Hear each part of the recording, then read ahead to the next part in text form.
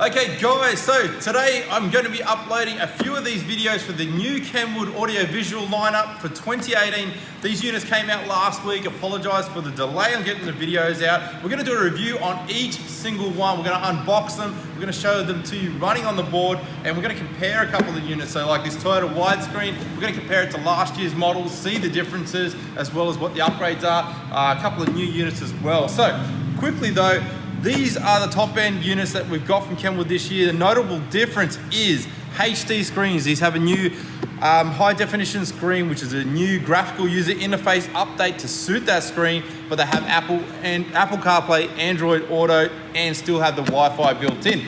Next up, you also got this, which is the widescreen Toyota unit, the 918, so the DDX918 replaces last year's model, but that's a Toyota specific unit. We're gonna do a review on that for you. This year we also have this. This is a new widescreen unit built for the Toyotas, and it is very, very affordable, low entry point, but it has this. This is the new Waze app. So this is a cool navigation app which operates from Apple or Android phones, which will give you navigation using Waze, which is free, and it is a low entry price point, which is really cool. We're gonna talk about that one.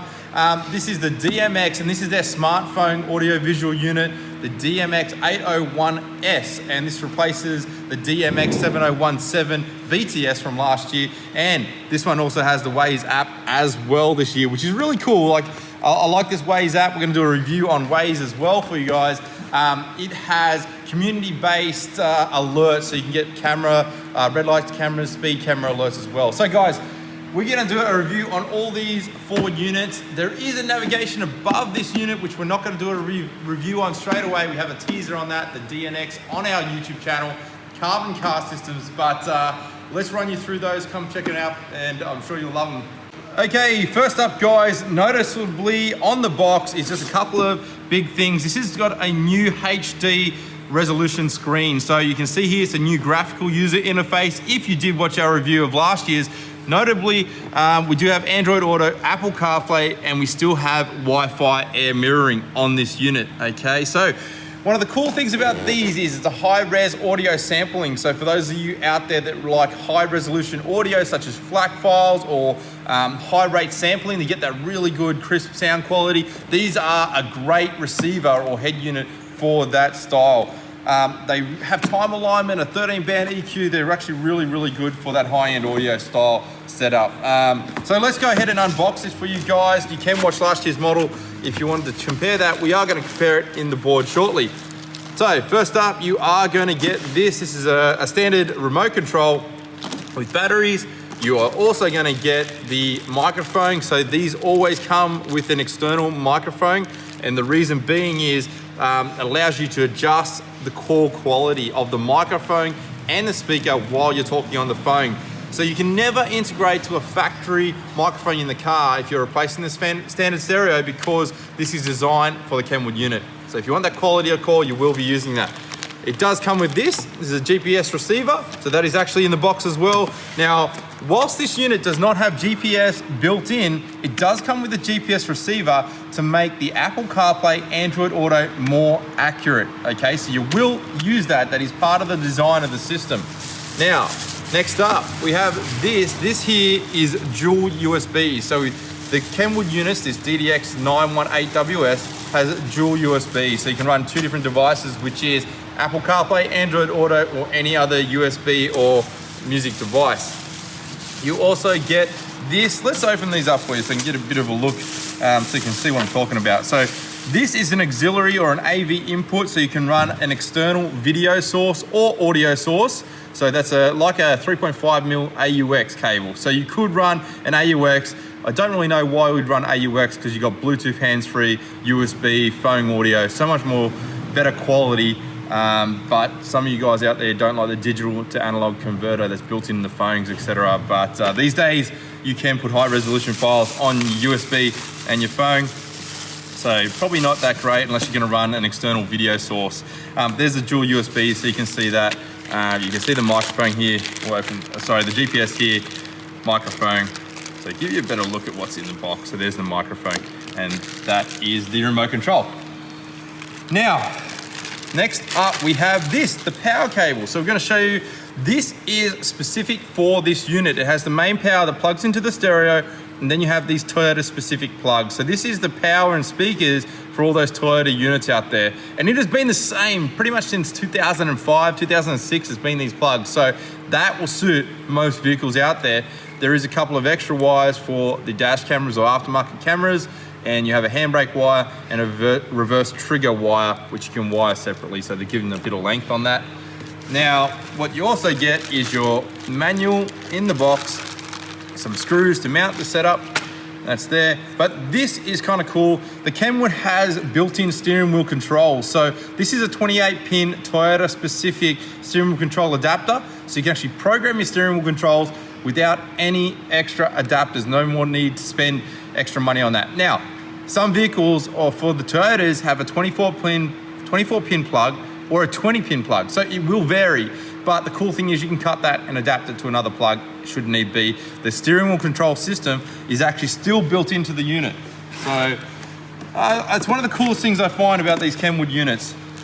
Open this up quickly. You do get screws for mounting the unit, some batteries there, the instruction card, and you also get this. This is a little mounting for the GPS receiver. It's just meant to help with interference and signal boosting and make it clear in the car.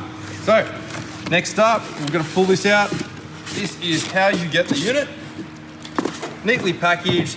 All right, so these, like I mentioned, is a widescreen unit. You can see it from the side there, very, very thin. These are a motorized flip down unit, so we can actually show you this screen will actually motorize and we'll give you different angles, and it is a nice gloss finish. It's what's known as a capacitive touch screen, which means it uses the current in your finger or in your body to be able to swipe on the screen and move it. So to give you an idea, that's much like all your smartphones out there these days or tablets, they use a capacitive touch. Old school units or cheaper units use what's called a responsive touch, which is pressure touch. So you have to press it to slide your finger along, which ends up being not so responsive as a capacitive touch, funnily enough. These are nice because they actually come with this little chrome bezel around the side of it. Just gives it a nice little finish. And they do have this black section on the side, which actually illuminates and gives you some buttons. So a very, very cool unit. This year, they've actually widened the unit, the screen display. I think it's about 30% bigger this year. It's gone to a 6.4 inch, I believe, and I think it was 6.2 inch from corner to corner last year. So whilst the overall size has stayed the same, the actual display part, which is from here to here, has actually increased. Now, let's have a look at the back of this unit and see we can have a look at some of the differences. Basically, this is the same as last year's model. So you got your dual USBs out the back, which was very handy. They were shortened from 3 years ago, which is a great thing because Apple Android and Apple Carplay and Android Auto are very sensitive to current drop. So what would happen is, by the time you would add an extension on, so this goes onto here, gives you an extension to where you're gonna mount it in the car, but then you would also have your phone cable to the phone connector. It would get quite long in length, and the longer you get, the worse it would respond. It will slow down the speed of the Apple CarPlay or Android Auto, both are very similar, or wouldn't even work. So notably, to give a short length is very, very cool because if you don't want this adapter, you can use aftermarket adapters, which are shorter, or you could plug your phone one straight into it. So that is a couple of options they improved about 2 years ago. So that's still the same. What we do have here is the gold-plated terminals with the 3 RCA out. These are all 5-volt RCA out this year. I think it was the same as last year, which gives you a real high-quality audio for doing that low-powered signal. You have your AM/FM radio antenna jack, which is standard. On this unit, you do have 3 video outputs or inputs that are adjustable. One is for your reverse camera, one is a video out to run alternate video systems like if you had headrest DVDs, or you also have a front camera input as well. The cool thing about this is the front camera one can actually be adjusted to run a dash camera. So Kenwood sell a dash camera that will plug into this unit called the DRV 520N, sorry, I believe it is. They are available. They're around 350 Australian dollars, and they are a full HD dash camera. Now this year they actually have this added to the unit. This part here, whilst you can't see it, this is actually a HDMI input. Now, this was not on last year's model. The reason for this introduction this year in 2018 is they have the new Waitron 360-degree bird's eye view cameras, which is basically 4 cameras that will give you a complete view top down of your car, front, back, side, mount some cameras under the side mirrors, and that will give you a view right around your car. And it's a 2-way compatible control 360-degree camera, which is really, really cool. We haven't had to play with that yet. It is out shortly in the next couple of weeks in Australia. So as we're doing this video, we're now in April. It'll be out in the next couple of weeks. These units only just came out. We also have the remote control in, which is for your steering wheel controls in. Next to it is the microphone in, GPS receiver. Down the bottom here, you have the AV input for that 3.5mm jack that I mentioned earlier, if you wanted to run external video and audio sources. And the main power plugs, and what do we got down here? Remote out. We actually don't use that here in Australia, or never have used it. This is the main power harness, and you have the dash camera input. So just quickly, that HDMI, sorry, we edited the video there to make it a bit more clearer. You'll take this screw out, and this little cover actually holds the HDMI cable in. So I mentioned it's for the 360-degree camera. We haven't tested this for 2-way control on Android devices for mirroring. We're going to test that out, but my guess is that probably won't work. But it is great for the 360-degree cameras, which will be 2-way control, hence HDMI. Let's go along to a couple of these other ports that we also have on here. You have remote in, so that is for your steering wheel control in. That is built into the Kenwood, so it takes a 3.5mm jack that you wire into the vehicle. The wiring on the vehicle side is always different. You can check it out on the Kenwood website. They give you a few quick starter guides for most common vehicles. Next is your microphone. That is a 2.5mm for your external mic, your GPS receiver, and then as you move along, you have the dash camera input, but this year it also says parking assist input because that's not only going to be running your dash cameras, but it will help for the 360-degree cameras. And as part of the powering and control for them, I'm going to presume, without playing with it yet. AV input, you can use that 3-prong RCA input there to run external video sources into the unit, and you have AV out down the bottom here, which is you can run external video sources such as headrest DVD players, etc. So the difference there is this runs a DVD player in or a PlayStation in, for example, and this one runs something out into your vehicle. So that's the differences there.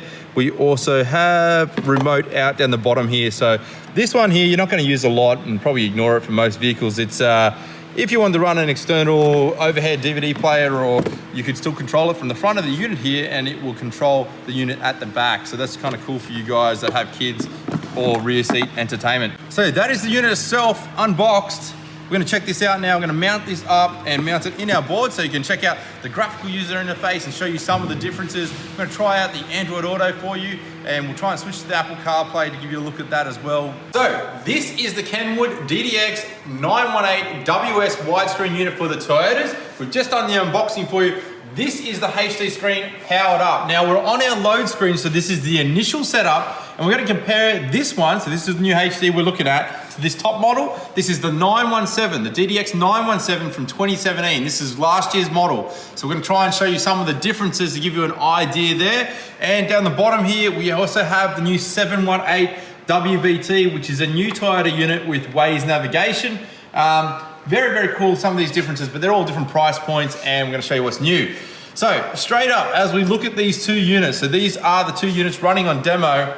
The initial setup on the new unit has this, the 3-way crossover. This is a new entry feature on the setup, and what that means is you can run a 3-way active setup. And for those of you guys that are into your high definition or high quality audio systems, a 3-way active setup means you can run the speakers straight from the unit in the set frequencies without any crossovers, external crossovers. It allows you better adjustability, separate sort of functions, so you can run not only a sub directly off this unit, you can change it and run it straight into the amplification at the frequency you want. So that's a really cool entry this year. You have this demo, which you're going to turn off on most units as you set them up.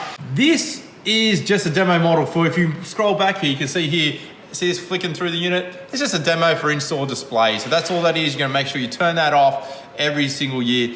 Now, I hope you can see this. This is a full HD screen this year. Now, it's going to be a little bit hard to capture in this video. We will upload it on YouTube, which you're probably watching this on right now, in HD, so you can have a look at it. But honestly, to get the full effect, you've probably got to go down to a shop and see it in person. So that's one of the cool things. So going into the camera here, you have a few different setup options when you're doing this We have a front camera because you can run the dash camera, or this year you are going to be able to run a 360-degree camera. We'll play with that and do a video once they come into stock. Cool feature is the guidelines on and off. You can actually set that up here. So you can actually see in the background, we've got some guidelines that are built into the camera, but we also have the guidelines on the unit. So we're just going to leave that there at the moment, and we will talk about that a little bit more as we go into it. So let's get out of this. So that's the guideline setup. So you can actually turn that on and off. And reverse camera interruption, which means you can actually, when you put it in reverse, it will interrupt the screen and go straight to your reverse camera. So you can have that on or off as you like. So that's the main camera functions. Display here. This is going to be a viewing angle. Now, this is one of the cool things on these Kenwood DDX918s and the 917. It's the same as last year. You could change the way the display would show based on how you're looking at it. Now, that wasn't an angle display of the actual screen itself. It was actually the projection of the LEDs or the visual. And that would just reduce glare, because being a glossy screen, you might want to change that. And that gives you, or you're looking at it down or up, depending on the vehicle or where it's mounted in the car. Now, you can also change your key color to these keys on the right. You're going to be able to change. That is standard on last year's model as well. You can choose any of the colors on the spectrum. It is full HD. Have it scrolling, have it fixed into different things. Clock will automatically set based on GPS. It's set to that standard, so we'll actually pick up your time zone with the GPS receiver. That is standard. You can set it to 24-hour or 12-hour time. So that's your basic setup, guys. Now, this warning, again, same as last year, can be a little bit annoying, but all you got to do is tick this button here, and this warning is just basically saying operate safe while driving, don't use DVDs while driving, it's for your passengers, etc. So let's check this out. Right, straight off the bat, that warning is the same as last year, so nothing special. This is last year's display. That's the graphical user interface from 2017. That's the 917. Now come down here. This is the high def display. So try and zoom in there. You can see it's a completely different graphical user interface. And if we'll move the camera around here, try and get a few different angles to give you a look at it. It's a little bit hard. We had to use a light in this room because we're a dark room to show the angles. But that's the graphical user interface difference, okay? So this new unit, as you can see it here, it is actually pretty cool. It is very, very clear in person. You've got a scrolling screen here, and we played with this a little bit, so it's a little bit bright. I just want to move back a bit there, Dave, on the camera. So there you go. This you can actually set up to load your own images in. So that actually looks really, really cool. It'll scroll through your images. You can set them up, but you can really see the colors are popping there.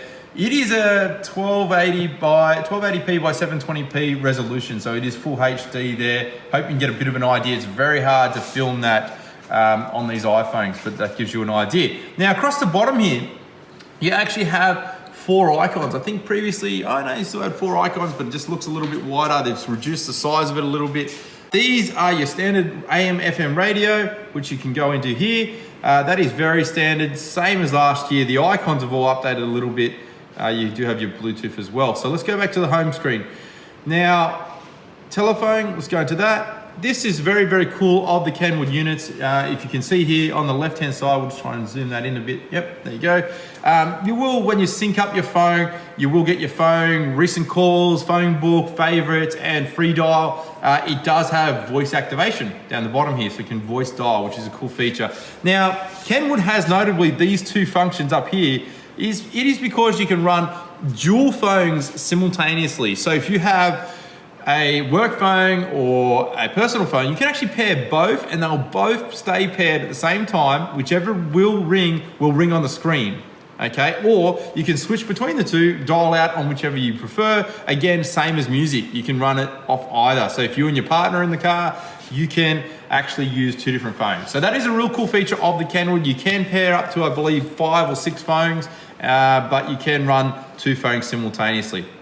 So left-hand side, this is all your sources.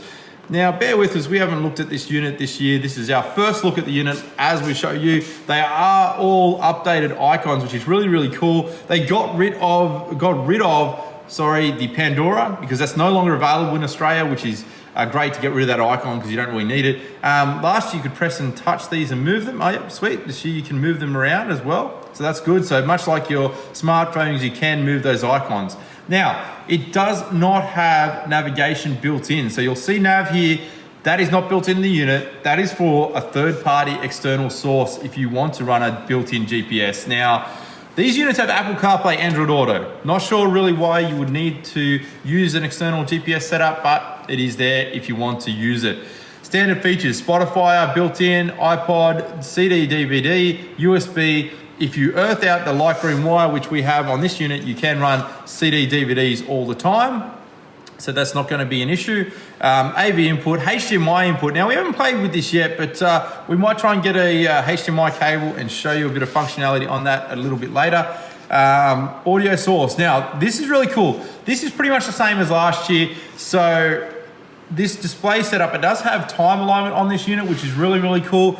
It has a 13-band graphical EQ, so it has a lot of adjustability for that sound setup, which is good for that three-way crossover. The three-way crossover setup, you can actually set up on these units. This is a basic crossover setup, but I would say you would have a better positioning on it. You'd have to probably turn it on in some of the features, I would say. We haven't had a look at it yet. Let's check it out. Oh, here it is here. There you go. So you can actually set up all your slopes and all your crossing over. You want to be careful to set this up first before activating that feature, because you will blow certain things. If you're running your tweeters directly off the unit, you want to make sure you're not going to send any of those bass frequencies through to it, because you will blow it up. So that was that warning on the demo screen that we were showing. If you don't go into that, that's pretty much the high end for guys that are doing a massive audio file setup. You would run that. So this is a couple of sound effects you have. These are all preset EQs that are done digitally. So very, very simple. Your main menu. So this is your main menu that comes down. It is kind of cool because you can run a couple of different things, like a front camera setup. Now, let's check this camera out. So we've powered this camera directly off accessories on here, so you can actually turn it off. Now these guidelines, these are actually in the camera that we have connected, not in the unit, but like I showed you at the start there, you can turn the lines on and adjust them through the unit. So if you don't have the lines in the camera, don't sweat, you can actually run it on this unit itself. Now, this looks a little bit crackly. Now, this is gonna be a big thing that you won't have an issue, but you need to be aware of this because it is a HD screen now.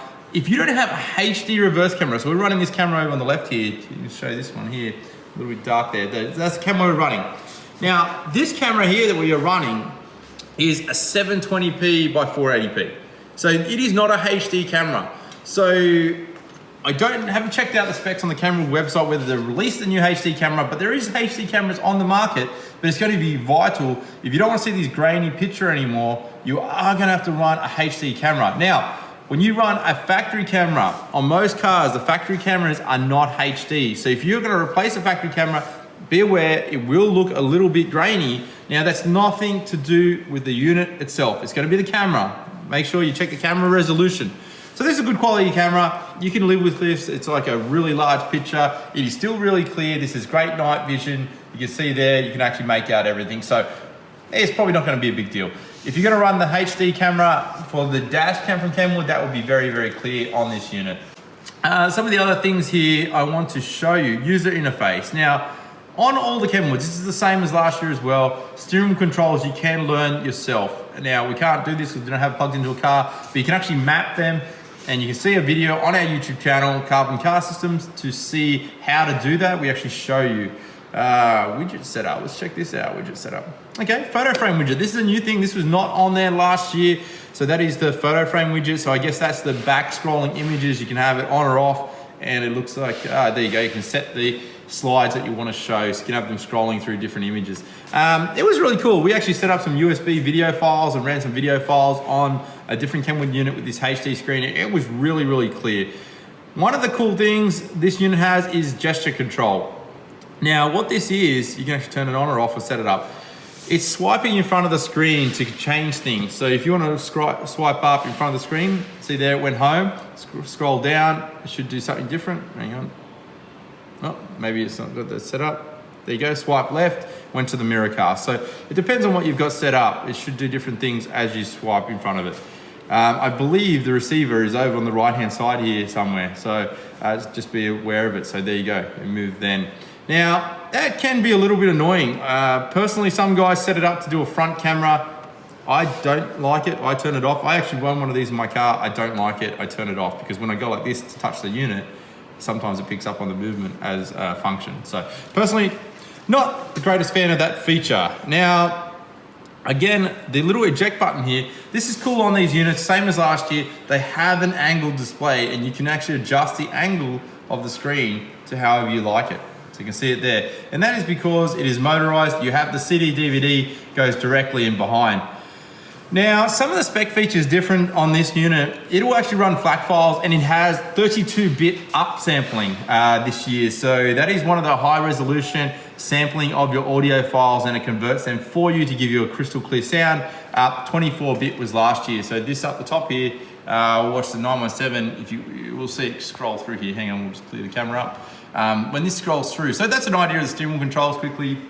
Last year's model, much the same there. It'll show you, it just has high resolution audio, but it was 24-bit encoding last year. This year, 32-bit sampling, okay? So Android Auto. We're gonna show you the Android Auto quickly now. We're filming on an iPhone, so we'll try and switch phones slightly after that. And we're gonna show you the air mirroring. So there you go. Air mirroring is still built in this year. This is the old unit. We're hoping for this picture to come past. There it is, high audio, FLAC, 24-bit encoding. So this year it is 32-bit, okay? So be aware of that. So down here, air mirroring. Now let's talk about this quickly. This does not have air mirroring for Apple, okay? Last year there was functionality where we did release firmware patches to give you wireless mirroring for the Android setups, for the iPhone. It was limited functionality, and if you're gonna buy this unit, it is not great functionality and is not designed for the Apple, okay? Now, let's talk about the mirroring. The mirroring is for Android, and what you can actually do is pair your phone up to it via Wi-Fi, and whatever you're running on the phone, you can control from the screen. And if you were to swipe it, we're gonna pair that up with the phone shortly. We'll quickly show you. Okay guys, what we've done is we've paired up the air mirroring on an Android. We are using a Samsung S8 here. S8 is this? Yeah. Yep, Samsung S8. So this is the air mirroring. Now, you can actually control the screen two-way. So as you can see here, it is really built for the Android systems. And now we're gonna show you, it will rotate the screen if you're using a system that will rotate the screen. So for Android users, this is really, really cool functionality. Like I said, there is a patch for the Apple systems on last year's model. We haven't tested on this year's model, so if you're buying this unit for the iPhone, don't rely on having the wireless mirroring, okay? It is not designed to have it. It is not specifically set up for it, okay? So it's a really cool feature for you Android guys, and if you want to know where it is, it's generally in the top setup up here. It's called Smart View. And what we noticed this year, last year it was called Car Multimedia, so these take a little while to populate, but you search down for the Wi-Fi. So last year it was called Car Multimedia. This year they actually named it the model, so DDX917WS, because so you can see we're picking up both models here, last year's model and this year. So that made it actually a lot easier to understand what you're pairing with, and that would mirror the screen. Now with this unit, we did not have wireless CarPlay, Apple CarPlay, or wireless Android Auto. Now they've done that specifically for a reason for Australia, because for starters, not all phones in Australia have the capability for wireless Android Auto at this stage, so they didn't release it. Whilst Apple does have the capability for the wireless Apple CarPlay, they just didn't release it this year because they're working with the functionality of wired, because it's a much more, I guess, stable, and you're also going to be charging your phone because you're going to be using it a lot, and they've got dual USB on this unit. So look, for you guys, yes, you do have to plug your phone in still this year, which is unfortunate. You know, it'd be nice to have wireless, but I'm sure they'll bring that out in the next year or so. Look, we're going to show you the Android Auto here first, and we're going to run you through the Apple CarPlay for those guys that have not seen it, so you can actually see it on the screen, and we'll just give you a quick rundown of that as well. Okay guys, so we're going to try and show you the Android Auto here. Now this is a USB that we just plugged into the back of the unit. It is running Samsung S8 here at the moment. So when you do Android, you're gonna have to agree to all this stuff, I'm gonna call it. Basically, it's just all disclaimers saying, you know, allow access to this, allow access to that. There we go. So it'll give you a little bit of a rundown first up, and you can go through that. And here you go. This is the main screen of what you've got here. I haven't used this personally. Oh, here we go. So I use an Apple phone, so please forgive me. So it does have the voice guidance. So there you go. You can see that it was going to use voice guidance, so you can actually talk to it. I believe up the top here is the microphone. There is a little microphone this year on this little unit here. I'm not sure if that's for oh yep, there you go. You can press and hold that, and so that's a new entry this year. That was not on the old model, so that little microphone, you can press and hold that for Siri and I guess whatever the Android Assistant is as well. If you compare that to last year, here's the last year model. Does not have that, okay? So this is the Android Auto for you guys out there that have it. It is quite cool. It gives you weather. You can go back to the home screen, does your phone calls. Now, when you actually go to the phone system, when you've got Android Auto plugged in, it won't default to the Kenwood system. It'll use Android Auto or Apple CarPlay, whatever you have in the unit. All right, so we're going to talk about this. We actually just hit an error when we actually went to switch to the Google Maps on the Android phone, and it came up with use again when phone is safe to be using, which we presumed was we didn't earth the handbrake wire out. So we thought, oh, we better earth that out, but we didn't have that earthed. What we found was on the side here, we were using a USB adapter to run the Apple CarPlay Android Auto. Now, earlier in the video, I told you that it's very, very sensitive to the length of the cable and the quality of cable. So what we found, it was the insert of the adapter. So see here, we're running it straight out of the Kenwood unit using the Kenwood cables and the Samsung cable. Now, it has actually switched to the Google Maps correctly. So you can actually see it there, tap on Google, and you got no problems. Be aware of that, guys. If you're gonna use any aftermarket adapters, they must be quality. If you've got extended length, they may not work, so make sure they're always good quality. Now, Android Auto, very cool, because if you have Waze mapping, you can switch between the two. If you touch this, you can go from Google Maps to Waze mapping. Now, I'm a fan of Waze mapping. It's a really cool setup because it is crowd-based and you can actually mark where things are. So you can actually go to your home, to your work, but it'll actually tell you where the traffic is, any cameras are, things like that. So it is a really, really cool system. It is free on Android Auto. We're gonna do a video on that later. This does have all your music devices on here, like Google Music Play. You can set up different things. I believe you can use Spotify and other music devices as well. So again, you touch the unit or touch the button to give you those multiple options. Last one just returns you to the car, but again, that home button on the side will actually do that for you. So that's pretty cool. Now, see here, like I just showed you then, previously when we touched this telephone screen, it would go back to the Kenwood unit. If you touch it when the CarPlay or Android Auto is plugged in, it goes straight to the CarPlay Android Auto version. Now, when you're using Apple CarPlay Android Auto, it doesn't use a lot of data. Unless you're streaming music live and you haven't downloaded the music, that will actually use data, or you're streaming videos, that will use data. A lot of the questions we get is, does the Google Maps or Apple Maps use data? It does to search for the area that you're going to. So it will use data to search for the best route. Now, it doesn't use it while it's actually navigating, because the maps and the GPS, it uses the phone to do that. It's all built in. So it's not gonna use a whole lot of data. In that regard, if you are in rural areas where there is no GPS, no data, and you only need a little bit to be able to search, it won't search for those areas. It won't be real accurate, okay? But that is very, very unlikely in most countries these days, or in most countries that they release this unit. It has very good phone coverage for the data. It can be minimal, 2G, 3G, 4G, whatever. It's just a small data package to send and receive to find that address. But be aware of that as well. It's not a function or a problem that I've really had. The benefit is that the maps are always updated because you have them in your phone. Whenever you get the phone updates, you get the map updates. They didn't come out with Android Auto Wireless this year because a lot of the phones in Australia still don't have that capability. Yes, some have it, but they have tested. It doesn't work on all the phones, so they did not release it this year. So it's still plug and play through the USBs for the Apple CarPlay and the Android Auto. Now, Apple CarPlay, there is the capability in Australia for wireless CarPlay. They didn't release it this year, okay? Don't know why. They're probably waiting on the Android version because it probably requires a bit more certification. But at this stage, they haven't released it, okay, guys? So just be aware of that. That was one of the downfalls that we found on the unit. But again, it's not such a big deal. Plug it in. It's charging all the time. You're not going to drain your battery.